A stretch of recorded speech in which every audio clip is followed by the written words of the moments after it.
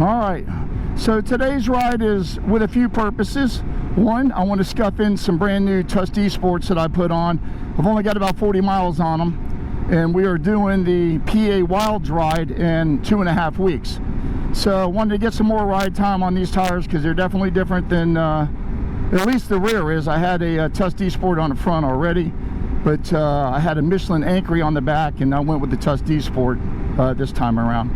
So a little bit more of aggressive tire than the Anchory.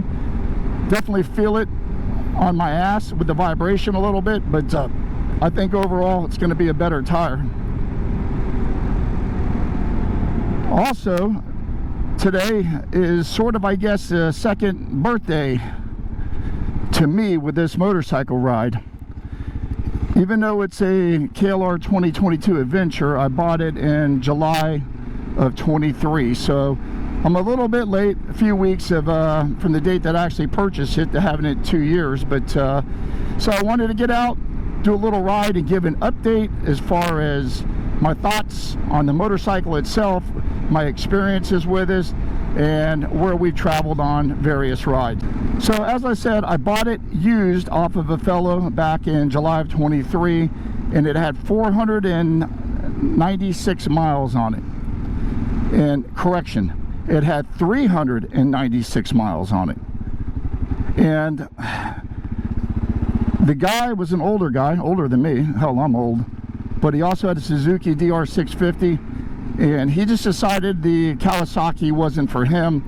His plans were to do a cross-country trip up to Alaska, back through Canada, and back to Tennessee.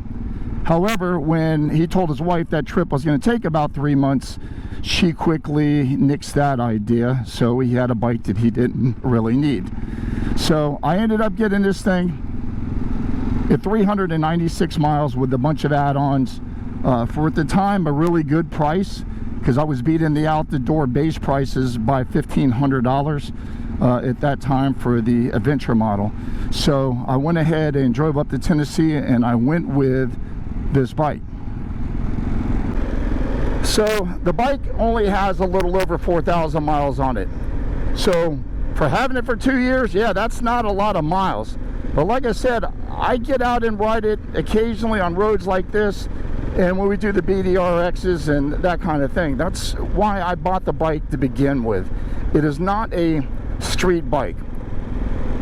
Purists will argue that it is, and that's fine. But honestly, it's not. So, you know, from here to there it's fine, but it's not the greatest bike in the world for doing long rides on the bike as far as hitting pavement. For example, we're going up to, and I missed my turn. For example, we're going up to the PA Wilds. And on that PA Wilds ride, from my house south of Atlanta, it is going to be 770 miles. Right at 13 hours with 0 stops for gas, rest, eating, and all of that good stuff. So I'm gonna hitch carrier the bike up and basically even just take 2 days of riding, because as old as I am, man, I sit in the car for 13, 14 hours. I'll be so sore the next day I probably won't be able to ride. So far, the reliability.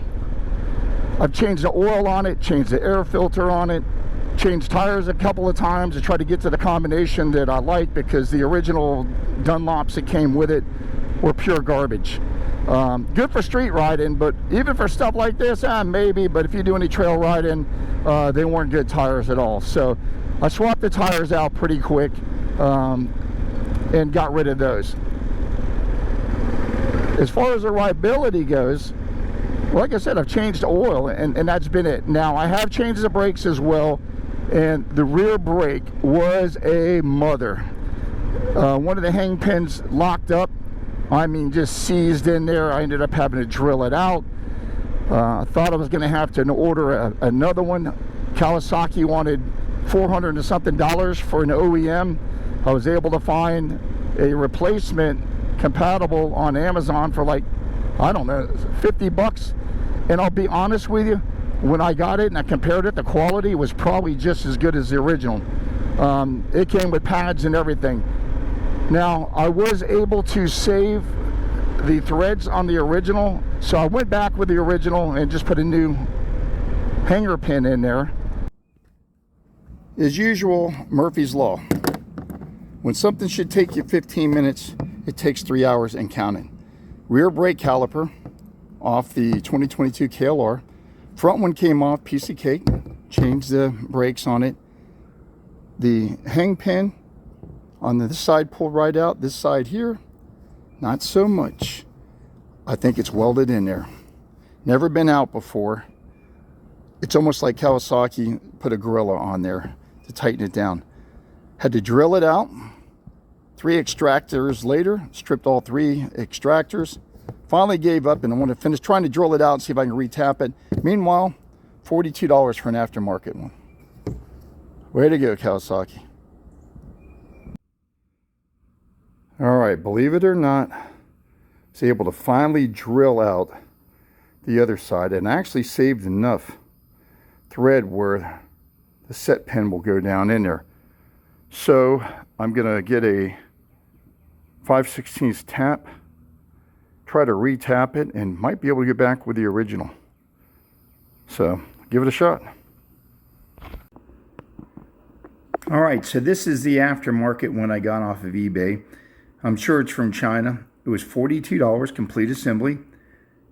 It comes with the brake pads, comes with the all-important 2 hanger pins, your brake hose, bleeder nut in there, and I'll be honest with you, this thing feels beefier than the Nissan stock one. When I opened it up, I looked, the pistons, same thickness and everything, so it's probably a very good aftermarket buy for $42. So can't beat it. But luckily I was able to save the original, so I am going back with the original Nissan for now, but I do have a spare. Other than that, well, I'll take that back. I did forget, the last ride on the Chattahoochee 500,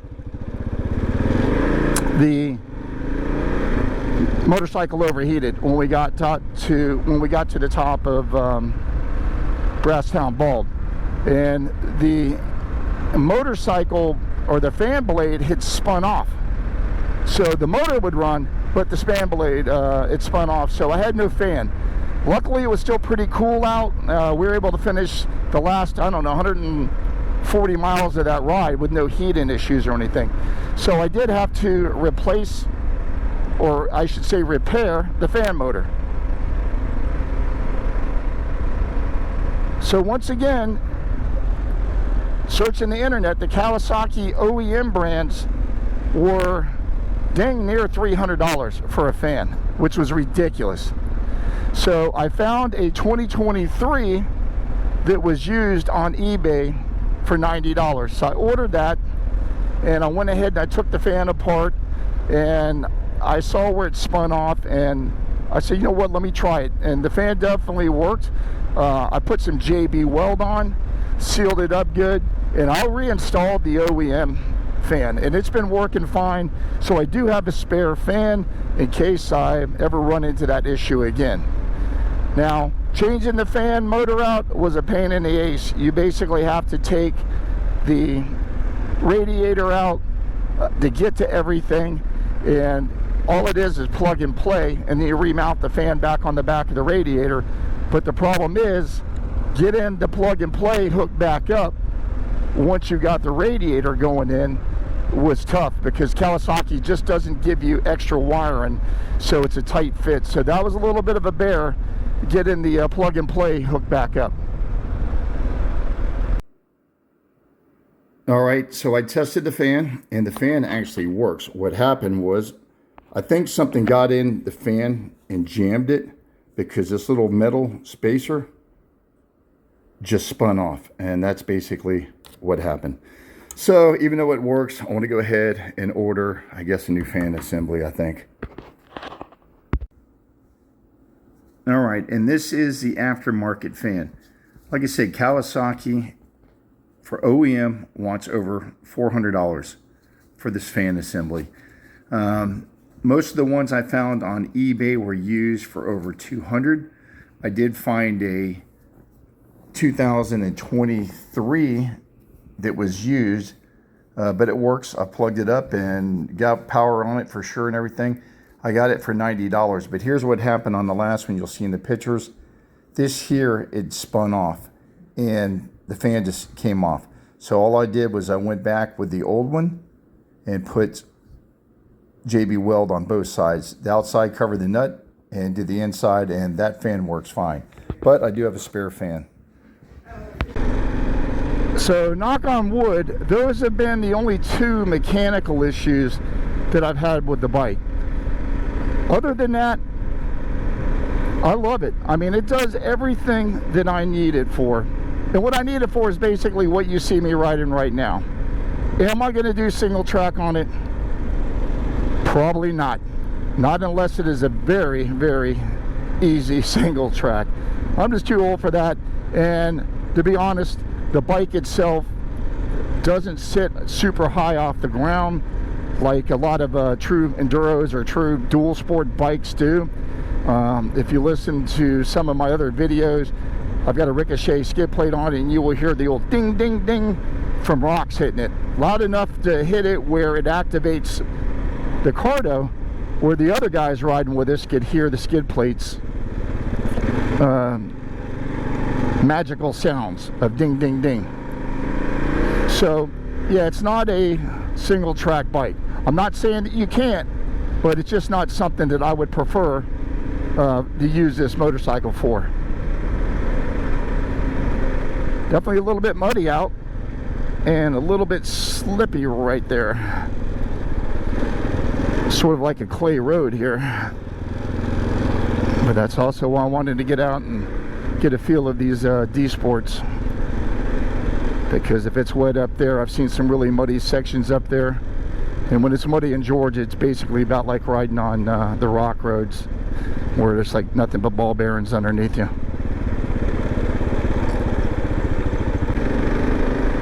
So overall, my experience has been very positive with the bike. I can't complain in most aspects. Now, if I had to look at negatives, the first thing that I would say is the obvious elephant in the room. The weight of the KLR, at least the third generation bikes. Reported wet weight is 480 pounds. The next elephant in the room is what everybody complains about. No 6th gear. I'm telling you, occasionally, every now and then, I will still feel clutch in, foot up, looking for a 6th gear, and it's not there. That has been the hardest habit in the world to break, I think, honestly. So that's the problem. I wish they would knock it up to a 6 speed for interstate and road riding, because what I found on the bike is there's not really a big sweet spot between 1st and 2nd gear. So I'll find myself on certain trails running a little bit higher in RPMs on the 1st gear because 2nd gear is just too low of a gear, and you know, I started getting that thumping. So if they would go to 6 speeds, I think they could redo the gear ratio. And I know some people talk about messing with the sprockets and everything else like that, but I mean, let's be honest, you really shouldn't have to mess with sprockets on a bike that you're buying off the showroom floor if that bike is going to be used for what you intend to use. The only other major, I think, issue is the shock setup. If you're a heavier guy or a fat ass like me, the stock shocks just aren't enough, especially the rear shock. I've got mine maxed out on level 5 right now, but by the time that I throw gear on, and man, I'm pushing 255 right now, given the day of week and how much I want to lie on video.